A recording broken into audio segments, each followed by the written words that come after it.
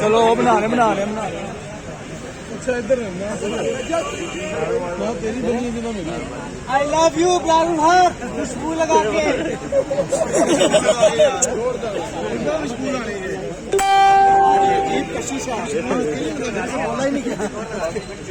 आवाज में भी खुशबू हो गया।